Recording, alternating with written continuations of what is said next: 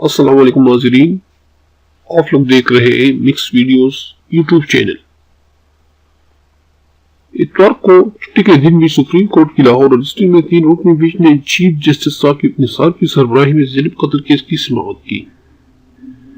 زینب کے اہل خانہ کی طرف سے ان کے چچا عدالت میں موجود تھے۔ زینب قتل کیس کے لیے قائم جی آئی ٹی کے سربراہ محمد ادریس نے عدالت میں رپورٹ پیش کی۔ محمد ادریس نے عدالت کو بتایا کہ جون 2015 سے اب تک اس نوعیت کا یہ 8واں واقعہ ہے۔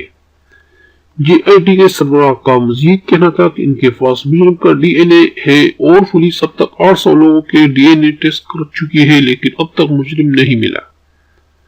جسٹس منظور ملک نے ریمارکس میں کہا کہ اگر 2015 میں ہی ادارے الرٹ ہوتے تو یہ نہ ہوتا۔ ان کا مزید کہنا تھا کہ صرف ڈی این اے کے پیچھے نہ پڑے، تفتیش کے اور بھی طریقے ہیں۔ جسٹس منظور ملک نے جی اے ٹی کے سربراہ محمد ادریس سے کہا کہ تفتیش میں چھوٹی چیزوں پر بھی غور کریں، جیسے کہ تمام سارے پرانے کیسوں میں شام کا وقت ہے۔ اس پر جی اے ٹی کے سربراہ نے عدالت کو یقین دہانی کروائی کہ تمام تفصیلات دیکھ رہے، یہاں تک کہ پرانے کیسوں کی قبلی تاریخیں بھی زیر غور ہیں۔ جسٹس منظور ملک نے کہا کہ پولیس کی غفلت ہے، لیکن پکڑنا بھی پولیس نے ہے۔ انہوں نے پاکستان بار کونسل کو پولیس کے ساتھ تعاون کرنے کی ہدایت دی۔